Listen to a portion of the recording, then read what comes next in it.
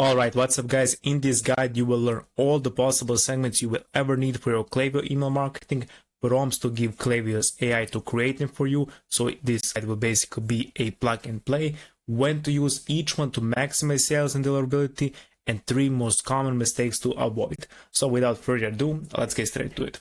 Now, what is segmentation and why is it so important? Email segmentation is grouping subscribers based on their shared demographics, based on their characteristics. So I'm talking behavior, for example, what someone has done. Somebody added the cart, somebody clicked an email. Then we have recency, so when did they do it? Somebody added the cart in the last 5 days, right? Next one is buying intent. So if somebody added the cart or went to checkout but didn't place an order, they have a higher likelihood of placing an order in the future than somebody who just went to your website, right? So you will be able to segment them and send them unique campaigns, being like just giving them a bit of nudge to get them to buy. And then we have location, which speaks for itself. So basically grouping subscribers on their location, like where do they live, what country, what state, and all of that with the goal of maximizing revenue and deliverability. Now you might be thinking, why shouldn't I just send to my entire list?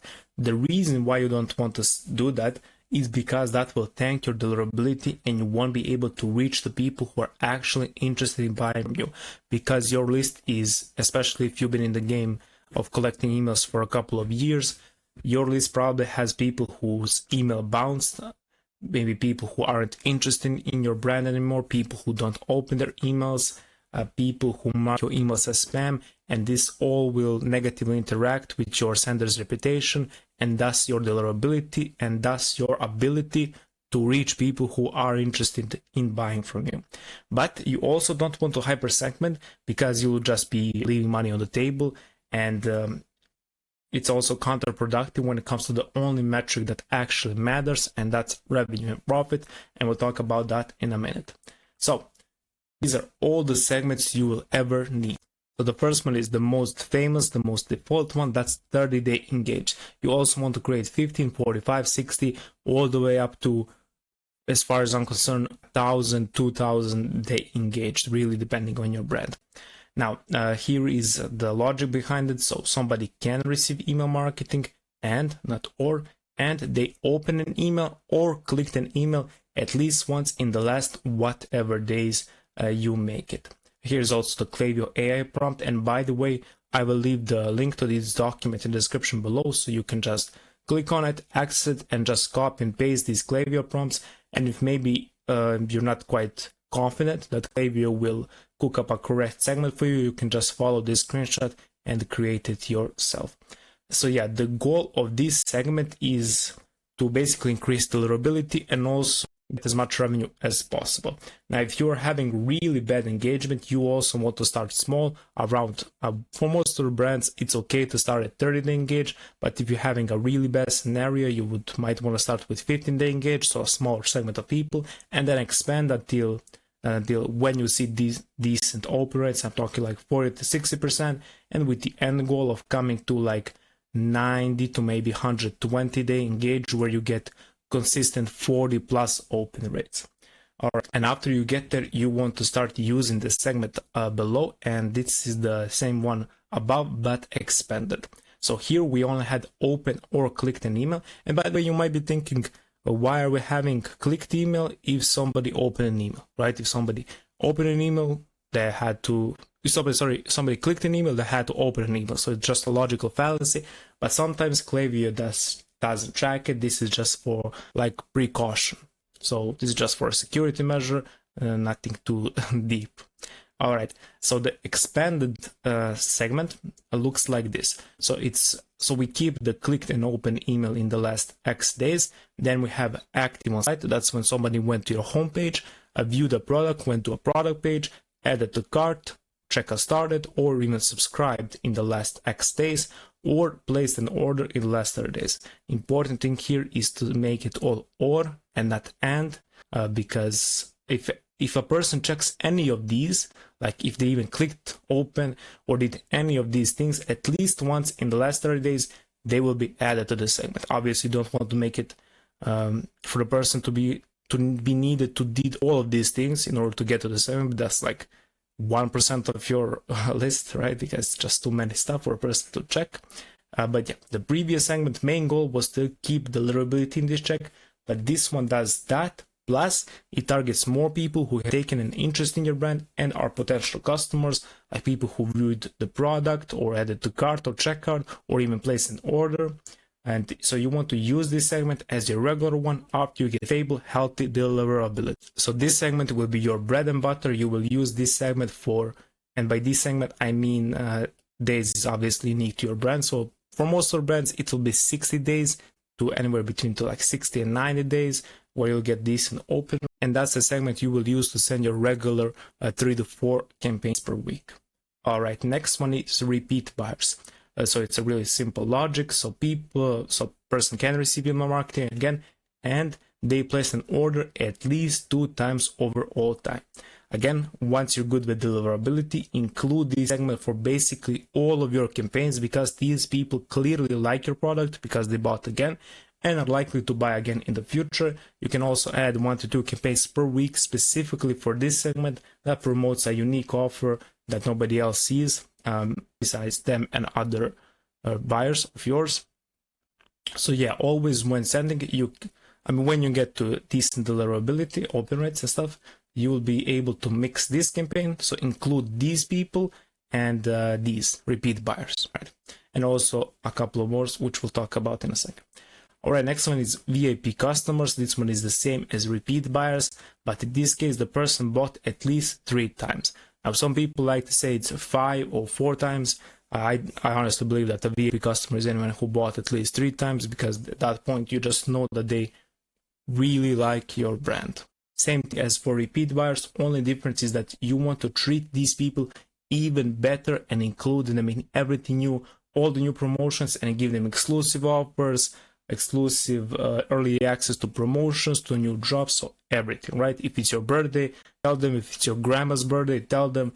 Give them everything, give them all the sauce. These people are the backbone of your business. All right, next up, 10-day buyers. And now this one is for the people who placed an order at least once in the last X days. So in this case, 10 buyers. Now this segment is made not to include, but rather to excluding campaigns. Why? Because if somebody bought today, in a couple of hours you send them a campaign being like promoting your product again, and they were like, I just bought. It's just weird. So you want these people to go to your post-purchase, which hopefully is a personalized funnel. And after they are done with that, then you want to start sending them regular campaigns. So for example, let's say your post-purchase is 7 days. Post-purchase flow is like 7 days long, for example. Then you want to exclude people who bought in the last 10 days. So you give them 3 days to cool a bit, or 2 days is fine too. But yeah, if your post-purchase is like 20 days, then you also want to make it 20 days, 25 days, for example, 20 something days. So just make sure the post-purchase journey is done and they can go back to receiving campaigns once more. All right, next one is all-time buyers. Now, again, this is a segment where people have placed an order at least once or all time.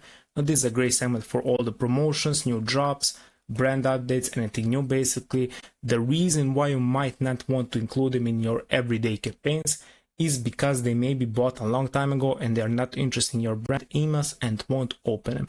Or they may be just not the type of people who open the emails. There's like a small percentage of them, but yeah, those people exist too. So you don't want to send the emails to them because they won't open it, even though they are probably a buyer, or probably a repeat buyer. All right, next one is likely to buy. The logic behind this segment is that this is again really uniquely. Here it says clicked an email 3 times, added to cart at least 3 times, or check a star at least 3 times in the last 15 days or 30 days, for example. And then they placed order 0 times in that same time period, in this case 15 days. So you know that these people are hot. This is a segment where people are ready, they're close to buying, so you just want to include them in all of your weekly campaigns, and even maybe create a unique discount code to give them, and maybe just specifically directly address them, being like, hey, we noticed you were about to buy, but you didn't, right? So here's a little something on us. And you want to make sure that this is after the abandoned cart or abandoned checkout flow, and that's what I suggest using at least 15 days, because your abandoned checkout is probably like 7 to 10 days realistically, or maybe even less. All right, next one is high spenders. Now, a lot of people like to mix this one with the VIP segment. Let's just go back to that one.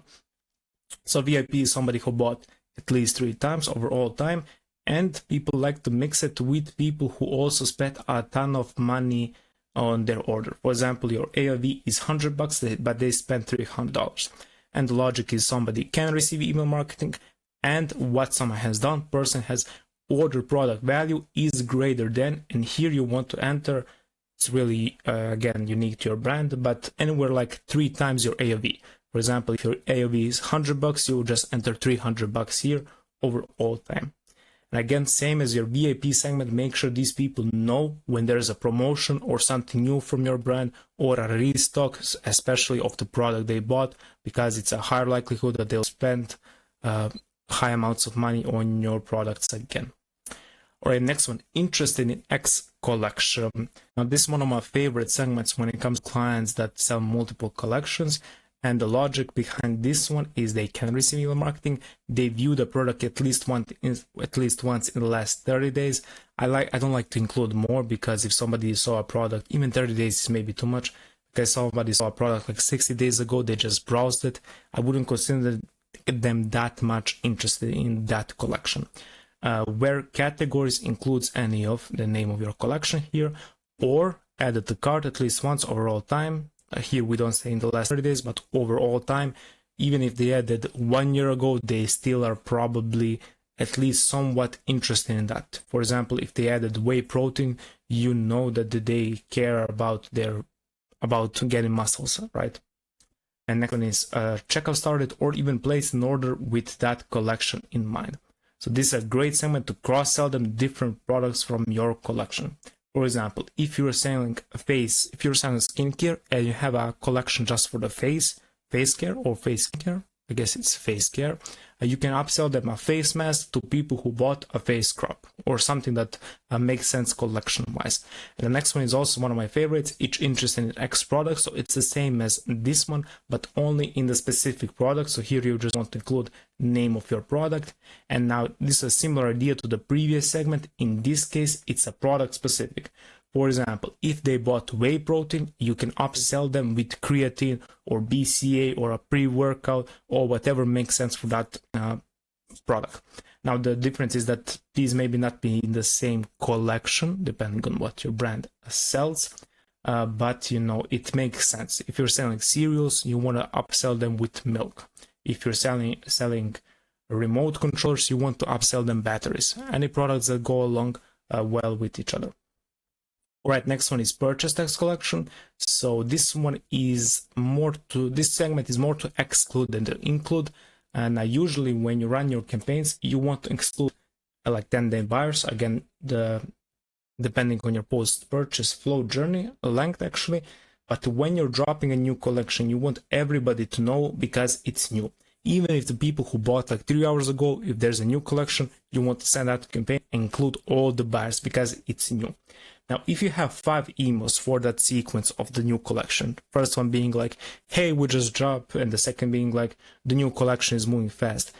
In the first email, it's okay to include everyone, but for the second email and the rest of the sequence, you want to exclude the people who bought your new collection from the first email, because you don't want to announce the drop, they buy, and then like a couple of hours later or the next day, you're like, hey, the new collection is moving fast. And the person being like, hey, I already bought. Was there a problem with my order or something? So you don't want to confuse your customers. So this segment is rather to exclude than to include when you have a new collection.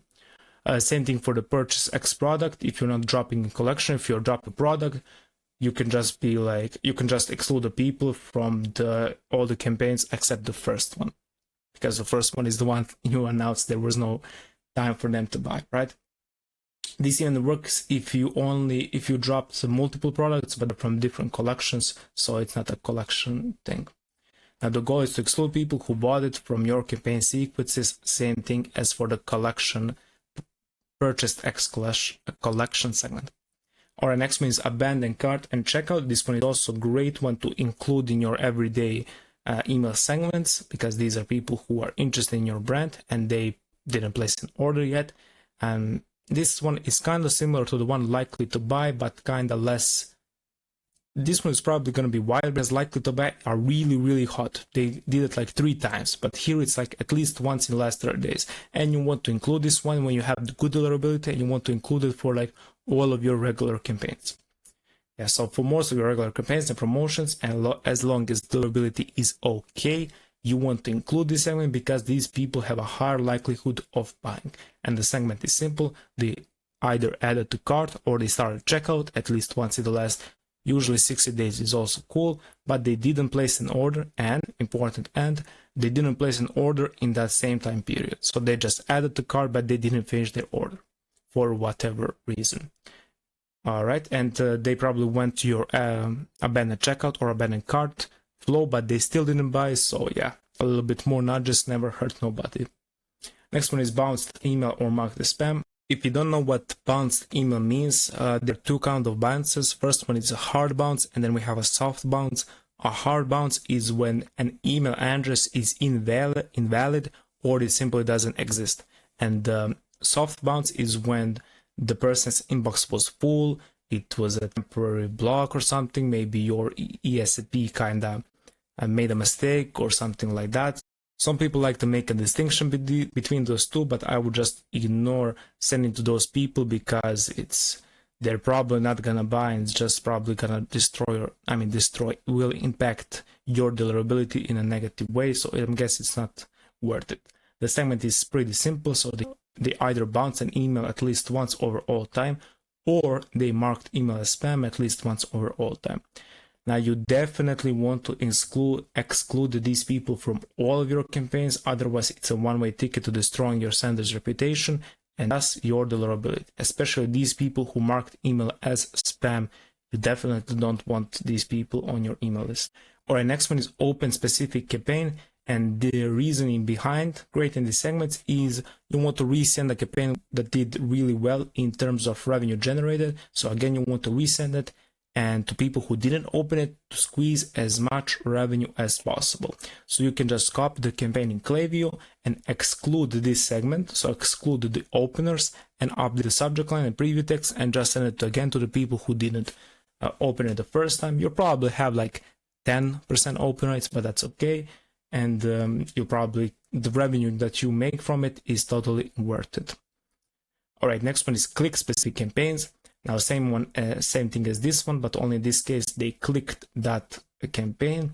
Sometimes in your emails you might want to say click here to sign up, reply, shop the sale or something. Sometimes for your campaign angles you need to track when people click to a campaign to follow up, to send a follow-up campaign, and that's why this segment exists. So if, for example, it's the email you said, click on this email and we'll send you 10% off or whatever, you want to create a segment then of people who clicked on that email and then send them a follow-up email, and that's why this segment exists. All right, next one is location segment. Pretty much speaks for itself, so people can receive our marketing, and the properties about someone, state or region equals Texas. Or here you can also select country, and you can select any country in the world, from the east to the south to the south, from the east to the west, from the south to the north, like any country. And the purpose of this segment is really situational from your brand's needs, to be honest. But for now, you want to exclude people that are from Texas from your SMS campaigns because of the new law, which basically says that you have to be a registered sender in Texas in order to send SMS campaigns to people from Texas, or you will be fined heavily. And I'm talking like $5,000 per SMS. That's something crazy. Don't want to mess with that. So yeah, definitely want to exclude people from Texas from your SMS campaigns. Email campaigns are fine. All right, then we have the win back potential. Now, the logic behind this segment is somebody bought in. Now, this is really situational for your brand. Again, most of these segments are, but in this case, the person bought at least once in the last 120 days, but then after a time period, they didn't buy. For example, let's say your product takes 45 days for a person to consume and need to reorder again. So in that time period, you can take it, you can make that, for example, 60 days, then they didn't bought in the last 15 days, so that's 45 days in between, and then you can send campaigns uniquely to them and maybe even use a discount code to get them to buy again. Obviously, you will have your win back flow, but it never hurts to add some additional campaigns after that, right? And finally, we have the suppress. Now, this one is as an e-commerce brand owner, I'm sure you will gonna love this one, because this one will save you a lot of money, especially with Klaviyo's prices going up. And it's basically for the people who haven't interacted with your brand or with emails in any sort of way in the last 72 weeks, and to be precise, 504 days. And you can also make it like 1 year, 365 days, or any other time that you think is appropriate for your brand. So the logic is they can receive email marketing, and they received an email at least once in the last 72 days, but then they opened, clicked, was on your homepage, viewed the product, added to cart or checkout start, or placed an order 0 times in those 72 weeks. So they had no interactions with your brand. So once you create this segment, it's quite a long segment, then you want to click on that segment, click on the 3 dots, click on suppress current members. Then it will be like, are you sure you want to suppress them? Then you click yes, and that's it. Now, just a quick note, Klaviyo recently, for a couple of months now, made it so that once you suppress them, and then when you unsuppress them, you have to wait 3 months until you can suppress them again. The reason why you want to unsuppress them is for the time periods like Black Friday, Cyber Monday, where you might want to squeeze some additional revenue.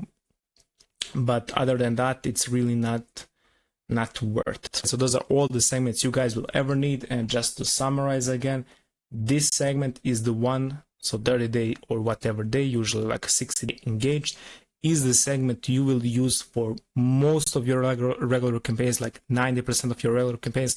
With that, you will also want to include repeat buyers, people who are likely to buy. Let me just check. Likely to buy, abandoned to cart, or ready to checkout. This one, and then you want to exclude people who bounced or marked as spam, and people who bought at least once in the last X days. So again, depending on how long your post-purchase flow is. All right. Now let's talk about 3 segmentation mistakes to avoid. First one being hyper segmenting. Now, this is the biggest mistake I see e-commerce brands do when it comes to Klaviyo segmentation. They leave money on the table, thinking the more micro-targeted, the better. The truth is, hyper segmentation kills scales. It's really that simple. Let's take a supplement brand, for example. Hyper-segmented approach might create 20 tiny audiences, like men from Arizona who opened an email twice in the last 10 days and clicked a magnesium blog post but didn't buy. It sounds fancy, it sounds cool, it sounds you're doing some kind of a smart strategy, but just created a segment of 200 people, and if you get 1 sales from them, you'll be lucky. So you spend more time building and maintaining it than you ever make back in revenue. Compare that to a smart 60-day engage segment, on the other hand, which is straightforward. Anyone who's opened or clicked an email at least once in the last 60 days, just an example, that might be 20K profiles compared to the 200 ones. Now you hit them with 3 to 4 well-written campaigns per week, knowing these people are warm, deliverability stays healthy, and revenue compounds. So which one makes more sense? The broad but engaged 60-day segment will outperform the micro-segmenting group 99 out of 100 times, guaranteed. So send 3 to 4 campaigns per week to your regular engaged segment, and if you have enough big of a list, you can add 1 to 2 campaigns personalized for the hybrid segment you want. Now, there's no really a real number when I say big enough of a list, but I would say at least like 30K people. That's like at least. Obviously, I wouldn't personally start it until it's like 50 to 100K people, like hyper segmenting and trying some different strategies. All right, next one, expanding the engage window too fast. This is when it comes to improving your deliverability. So the actual amount of days you use for your engage segment doesn't really matter, and it can vary significantly for different brands. For example, your 30-day engaged could be 50K people, and your 45-day engaged could be 80K people, because in that period of 50 days, another 30K people opened. Right? So the common scenario I see is people getting decent open rates, let's say 50%, on their 30-day engaged list, let's say 50k people, and then they decided to spend to 45 days, which is 80k people, and then their open rate tanked below 30%. So what happened here? In the eyes of days engagement, it's like 30 to 45. That's like 15 days. That's nothing too crazy. But email inbox providers like Google, Yahoo, they don't care about the days in your engaged segment. They care about the absolute number of people you're emailing to. And jumping from 50k to 80k is 60% more people, and that's just too much. Anytime you want to expand your engaged segment, depending on your deliverability health and how well you get engagement, right? You want to take it slow and add 5 to 10% of people. So if you were emailing 50k people, try 55 to 60k people and go from there. So again, you don't need to round up the number of days engaged like 30, 45, 60. You just need to watch the actual number of people you're emailing. That could be, so if your 30-day engaged is 50k people, then your 55k or 60k could be 37-day engaged people. So there is no need to round up the number. This just looks clean, Klaviyo segment, but this is what actually matters in the real world. And finally, the last mistake is not excluding the wrong people. Excluding the wrong people is as important as including the right ones. Sending emails to people who bounce or mark your emails as spam is killing your deliverability. And sending to buyers after they just bought is killing your customer journey. So make sure to exclude both the bounced or marked as spam and 10-day buyer segments from your campaigns. Again, the number of days for the 10-day buyer segment depends on how long your post-purchase flow is. If it's like a week, then 10 days buyers is okay. If it's longer, make sure to expand the segment. So whatever it is, just add 2 to 3 days to it and you'll be fine. And yeah, that's it for this video. Thank you for sticking to the end. Hope you guys got some value from this guide. And if you need help with your Klaviyo segmentation or have any questions about the guide, just leave me a comment section below or email me at bookman@emailgrandmasters.com. And of course, we have a shameless plug. If you want to add 30 to 160k in new monthly revenue with an all done for you email marketing, you can schedule a call in my calendar link description below. Hope you guys got some value from this guide. And again, if you have any questions, let me know in the comments below, and I'll see you in the next one.